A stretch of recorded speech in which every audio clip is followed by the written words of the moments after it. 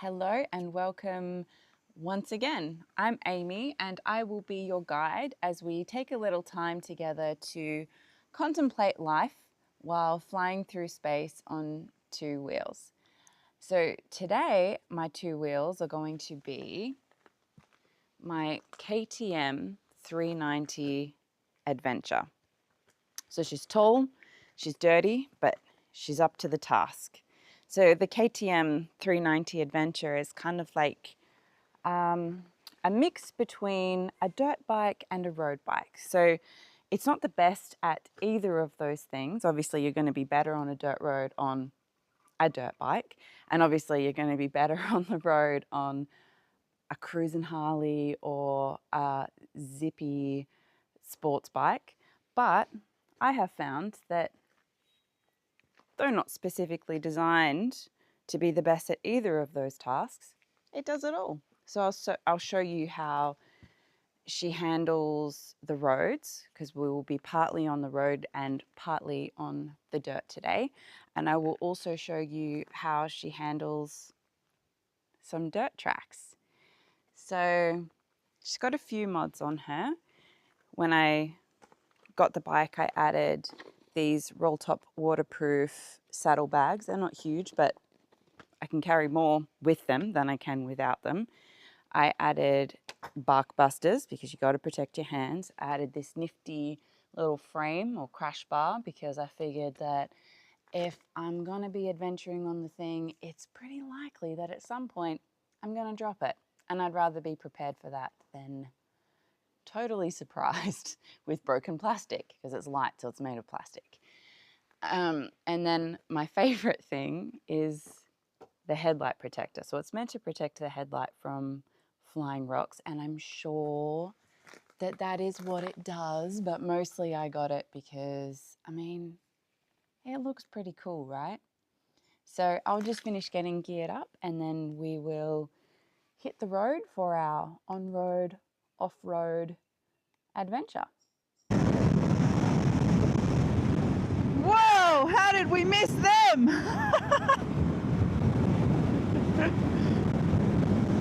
Somehow went straight through the middle of them.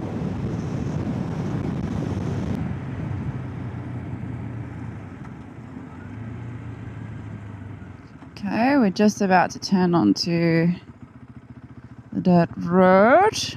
Take it nice and easy getting on. And we switch the bike over. I don't know if you can see what I'm doing there, but switching the bike over to off-road mode. So it's got two modes. We are now in off-road mode. So off-road we go. I've only been on this road once before and it was a surprise. I wasn't prepared for it. It was the middle of winter and I was in a car and there was mud everywhere. So it was a surprise, but it was a fun surprise. We'll find out what it's like after a hot summer.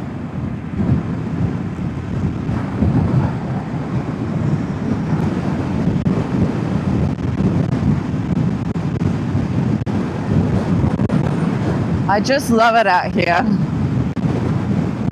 I love the vast expanses of the Australian outback.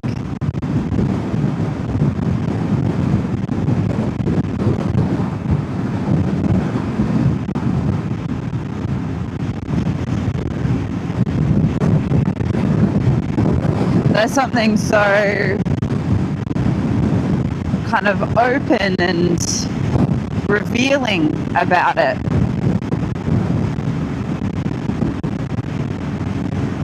I think to live in a place like this, you've really got to be the sort of person that's totally content with your own company.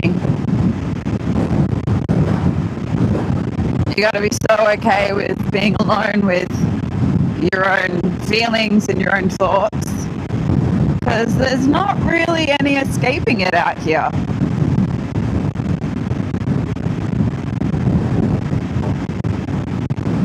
The air isn't filled, it isn't thick with other people's emotions and thoughts. You're kind of disconnected from mass consciousness out here. And there's all this space to be with your own mind, make up your own mind, see how you really feel about things. And a lot of people don't like that. They're intimidated by that. They've got to be in the hustle and the bustle and the noise. They've got to be easily distracted and preoccupied with what others are doing, or the phenomena of their lives. They're out there in the world supposedly interacting and engaging because there are people everywhere, but they're very insular in that they're kind of constantly doing combat with other people's thoughts and emotions and feelings so that they can locate and feel themselves. So you're always kind of pushing against the world. You're always fighting against the world and trying to find yourself and find how you feel and find what you think, but in amongst the noise. And I think a lot of people are too afraid to actually be alone with themselves, to come out of the hustle and bustle, to come out of the fight for life, the fight for existence, the fight for space, the fight for me and my life and my little will and what I want, and to actually just be, where you're not competing with anything else. There isn't anything pushing in around you. There isn't a hustle and bustle. There isn't something to be distracted by. There isn't a lot of stuff that needs to be done or figured out. You're not fighting for yourself and your own reality in the same way. And when you're not fighting for it, I get that you learn a lot by fighting for it. You learn a lot by engaging with the world and with other people and by kind of battling to take up space. But when you're not having to fight for it, and you can just relax and allow yourself, it's like you surrender yourself, you release yourself into the moment, into time, into space. You release your physical body, you release your emotional body and your mental body. When you're not putting pressure on everything and you just kind of let it go and you breathe, physically and energetically, you learn a lot about yourself. You learn a lot about who you really are. You learn a lot about who you've tricked yourself into believing you are. You learn a lot about the roles that you play, the games that you play, the facade, the day-to-day facade. And I find that pretty quickly you get a bit fed up with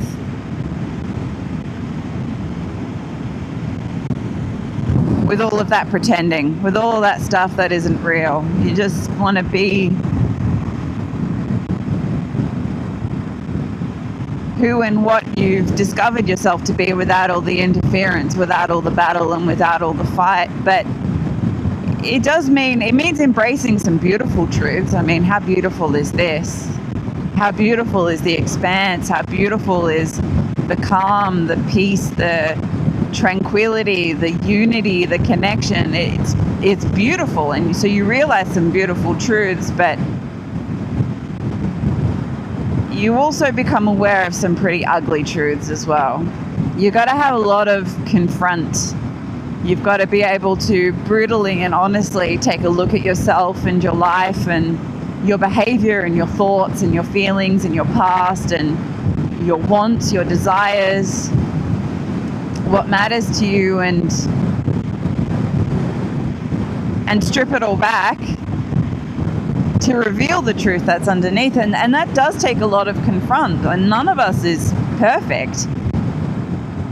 But if you want to better yourself, which is hopefully the aim of the game, it's hopefully everyone's goal is not just to consume and consume and consume and take as much as you can, but to actually evolve and to grow and to become the kind of human creature that you would love to see more of on the face of the earth.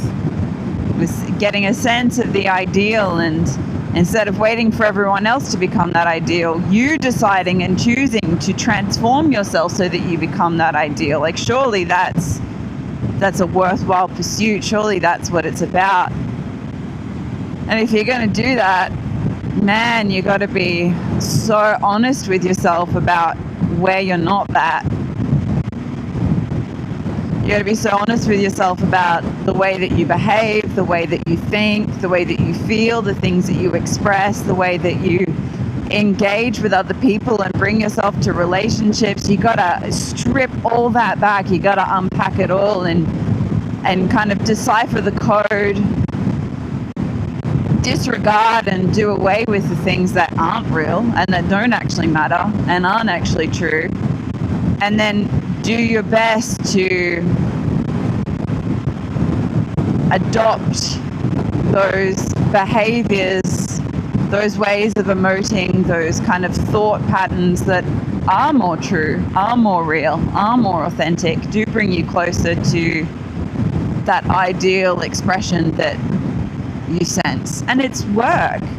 It's not a passive thing. It's not a blissing out and meditating in the higher realms thing. I mean, that's part of it. That's how you get a taste and a sense of what is authentic and what is true, and you get an impression of the kind of creature, the kind of human that you can become. But it's not about escaping from this place. That's not how you do it. That's not where the mastery comes from. That's not where the transformation happens. The transformation happens here. It's by bringing that ideal all the way through and then undergoing a process of transmutation, of alchemy, to transform yourself so that you can unbecome what you are actually not. Because a lot of the process of becoming is actually unbecoming the things that are false, so that you can free yourself up to then become or be transformed into the truth of who and what you really are, which is not your habits, it's not your belongings, it's not your possessions, it's not your job, it's not you and your little reality. It's you in the context of life. It's you in context, so in relationship or in relation to life, to the planet, to your natural environment, to other people, to yourself. It's how you bring yourself to life. It's how you take up your space in life, in this great life experiment and experience that we're all having here together, and how you contribute something that's worthwhile, something of worth, of value. Because we're doing this together, you know. It's not just you. It's never just you. It's never just me. We're literally physically built out of this place. We are literally one with this planet. We are made of her. We all are. We're all made of the same stuff. So when you look at what we think separates us and makes us different from each other, I mean, it's not a lot really, is it? It's all kind of make-believe stuff. We make believe stuff that separates us and makes us different from each other. But I like to focus on what makes us the same. And then that thing, that wellspring that makes us the same, that would be an interesting road to go down sometime. I want to contribute something to that. I don't just want to uplift myself by uplifting myself because I have the experience of being connected to and being one with the environment and with other people, a part of the great life experiment that's being had here. By transforming myself and realizing my potential, I know that I'm contributing to the greater good of all. It's the upliftment of all. It's the evolution of all. My evolution and my transformation contributes to that.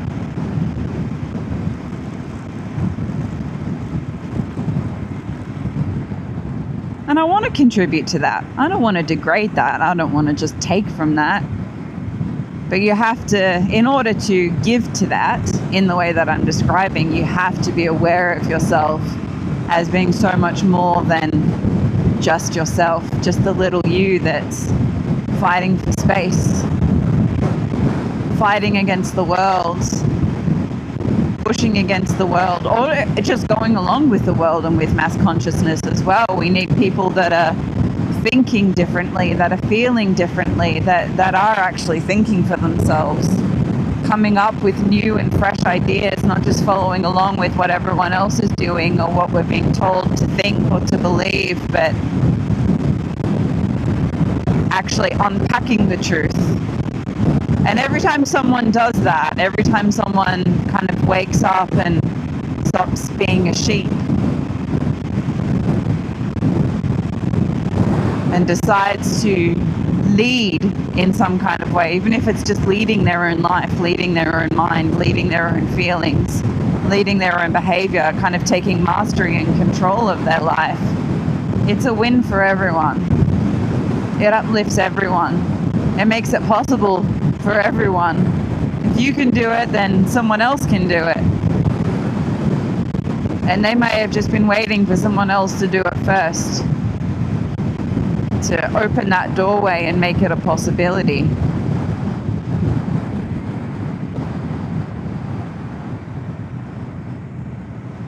So I like to think of it as, rather than just me having my life and my experience, it's a collective we, it's a collective life, it's a collective experience. And I have a responsibility. And I take that responsibility seriously. And because I know that physically and energetically I am connected to everything, I am a part of the life here. There's no downtime. It's not like sometimes I'm doing that and sometimes I'm not. I know that I'm always contributing, I'm always a part of, I'm always one with. So I'm always trying and doing my best to seek out more truth, to have a good look at myself and see where perhaps I'm not living that truth yet, and to transform myself, to undertake the alchemical process of transformation and transmutation so that I can be better. Because I want to be. I mean, it's better for me. I love evolving. I love transforming. I love new realizations. I love the process of uncovering and becoming more truth. It's so cute out here.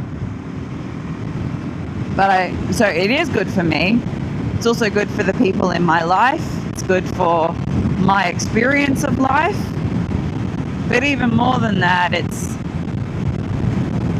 good for the collective, I think.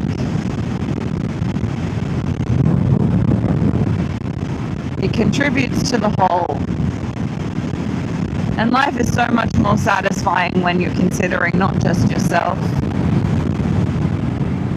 but others and the collective entity that you are a part of and you are one with. That's how it's meant to be.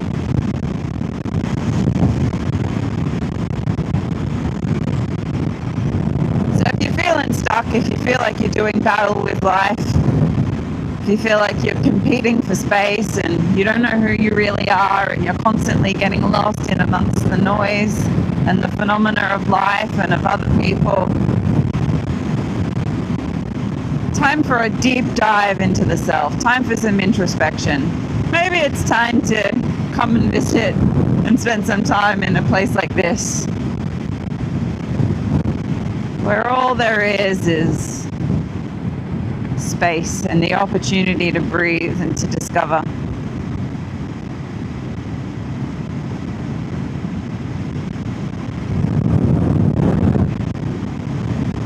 Anyway, I love it out here.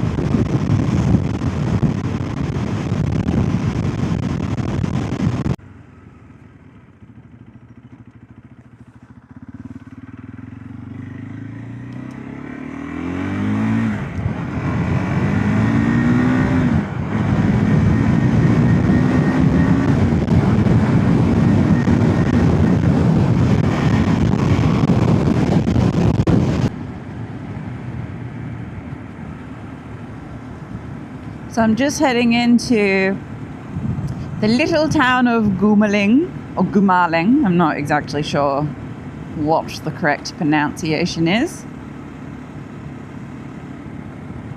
where I am going to have some breakfast at a little cafe there.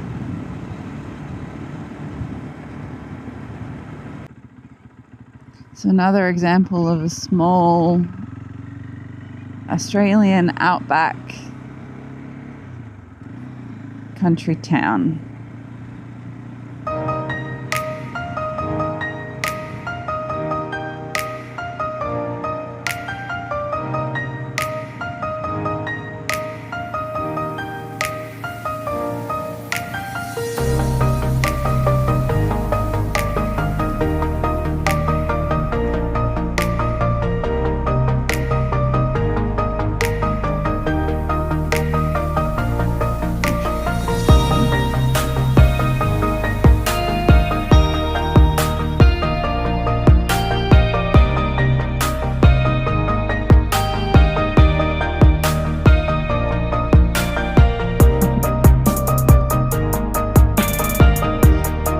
And you got a community centre, you got a post office, you got a pharmacy, you got a railway station, you got a Ford motor shop. What else do you need, right? So I've just filled my belly with some delicious food here in Goomalling. Look at this tree. Isn't it just incredible? I don't know if you can really tell from the picture there, but in real life, this is a thick tree.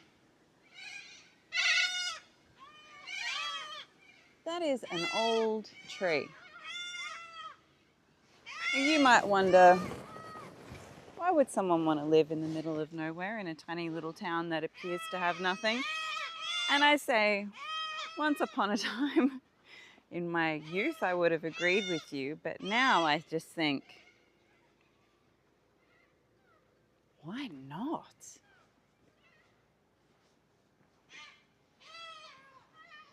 I like kind of imagining what these places would have been like before roads. Dirt, horse, cart, little huts. Would have been days of travelling to even get out here. Coming to this station in the middle of nowhere.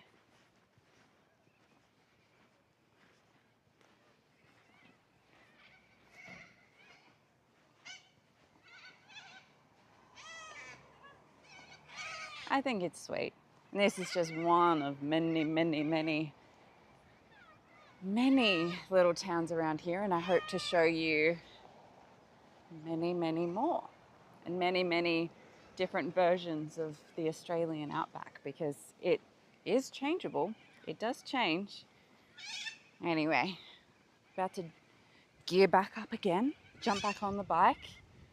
There she is over there, all lonely in the street. Don't know if you can see her there. Anyway, a worthwhile trip.